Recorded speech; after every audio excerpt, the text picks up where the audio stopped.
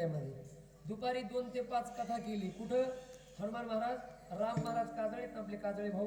काजळे भाऊचं गाव आहे परभणी पासून 15 किलोमीटर अलीकडं, ताडबोरगाव नावाचं गाव. त्या ताडबोरगावला आमची भागवताची कथा सुरू आहे. आता आज 4था दिवस आहे कथेचा, कृष्ण जन्म.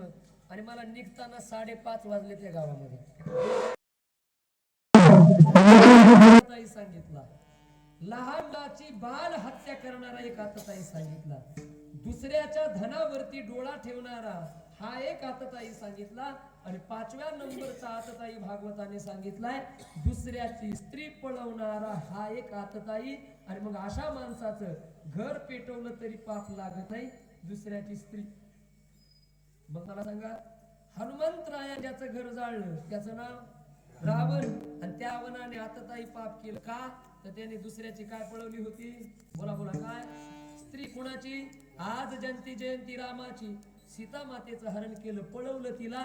परिणामी त्याच्याकडून आतताई पाप घडलं, म्हणून त्याचं घर फुकून दिलं तरी पाप हनुमंताला लागलं. बोला ना, कळालं का? हा, त्यामुळे पाप लागलं नाही, कारण तू आतताई. ना ते एवढं डोक्यात ठेवतात की दुसऱ्याचं घर पेटवल्यानंतर पाप लागत नाही, उद्या पेटवतात शेजाऱ्याचं. म्हणतात ते वाडीचे महाराज आलते, सांगितलं त्यांनी आम्हाला असं काही करू नका. जर आतताई असेल तर निर्णय तुमचा, तुम्ही घ्या पेटवायचा का नाही. पण आतताई नावाचा पापी, घर पेटवलं पाप लागत नाही, उभा चौकात जाळला त्याला तरी पाप लागत नाही. भागवताने सांगितलं आपल्याला. कृष्णाचे वाक्य ते. मला मुद्दा हा सांगायचा आहे, इथे धन्यता दिली घर जाळल्याबद्दल. अशा अनेक धन्यता तुकोबारायांनी गाथेमध्ये दिल्या. आज जी धन्यता दिली महाराजांनी स्वतःच्या संचित.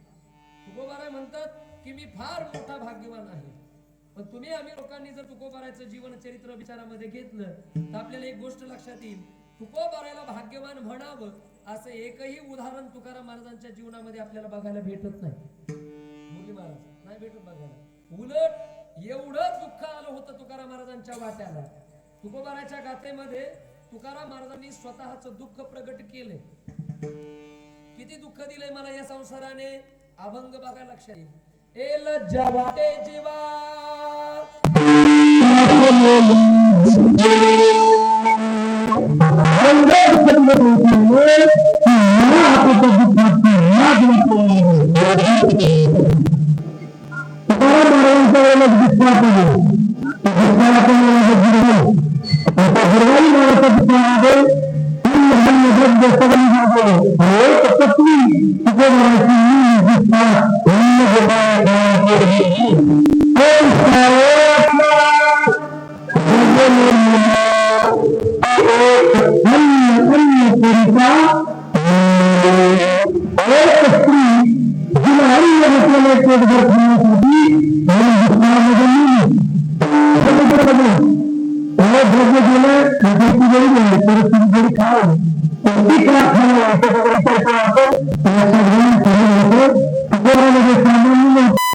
घरामध्ये महाजनकी आणि मोठी सावकारकी होती.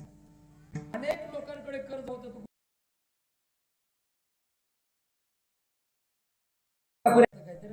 त्यात इथे काहीतरी आटन बी काहीतरी पात्र असं काहीतरी काय वाटतंय ते माझ्यापेक्षा तुम्हाला जास्त माहिती. पण ज्याही वेळेला तुमच्या समोर कर्जमाफीचा विषय येईल आणि कुणी जर तुम्हाला विचारलं कुणी केली पहिलं कर्जमाफी, छातीपणे सांगा आमच्या तुकाराम महाराजांनी केली. किती कर्ज? गाडीभर वह्या, बैल गाडीभर इंद्रायणीच्या डोहामध्ये बुडवल्या. परिणाम काय झाला? कर्ज न वसूल केल्यामुळे असलेलं जवळचं अन्नधान्य लोकांना वाटून टाकलं, त्यांनाच राहिलं नाही काही. पत्नी मेली, अन्न नाही भेटलं खाण्यासाठी. वाक्यत ना, स्त्री एक अन्न करिता मेली. पत्नीसाठी शब्द वापरला स्त्री. कोणता वापरला? स्त्री वापरला पत्नीसाठी. दमा नावाचा आजार होता पत्नीला. दमा. दम्यावाल्या माणसाला थोडा आबाळ आलं की त्रास होतो, बरोबर ना? दम्यावाल्या माणसाला त्रास होतो त्या दम्यावाल्या. आणि तोच आजार तुकोबाच्या पत्नीला होता हो. आणि त्या दुष्काळामध्ये तिला अन्न भेटलं नाही पोटभर खाण्यासाठी, म्हणून तुकोबाराची पत्नी मेली. शब्द वापरले स्त्री एक अन्न करिता मेली. बायकोसाठी स्त्री. तसं प्रत्येक भागामध्ये दादा वेगळे वेगळे शब्द वापरले जातात बायकोसाठी. आपल्याकडे शब्द वापरला जातो मंडळी. बायकोला काय म्हणतात आपली माणसं? ही आमची मंडळी म्हणते. हे दुसरीकडे नाही काय भेटत आपल्याच भागात.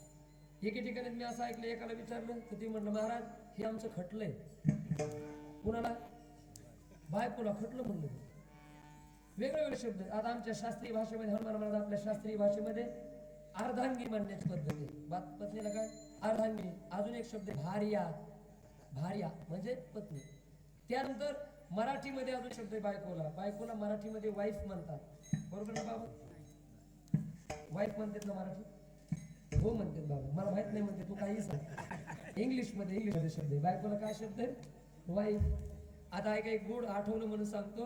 हे पलीकडे गेलो आपण थोडस, इथं शहागड गेवरायच्या पुढे किती गोदावरी नदी लागते ना, गोदावरी.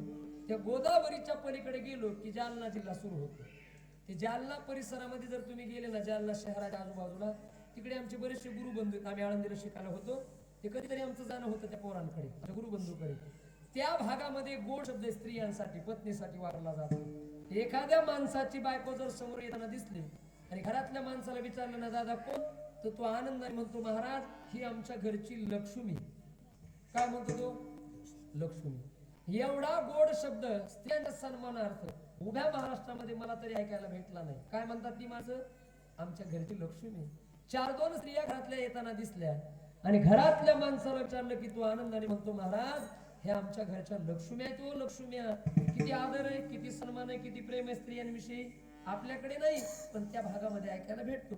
भाग बदला की वेगळे वेगळे शब्द. आता एक घटना सांगतो. कोऱ्हाळे नावाचं गाव आहे बारामतीच्या जवळ, कोऱ्हाळे. तिथे आम्ही एकदा कीर्तनाला गेलो होतो. ते 9 ते 11 कीर्तनाची वेळ. हनुमान महाराज 7-7:30 ला पोहोचले. एका माणसाच्या घरी जेवणाची व्यवस्था. 4-2 टाळकरी, मी मध्यभागी.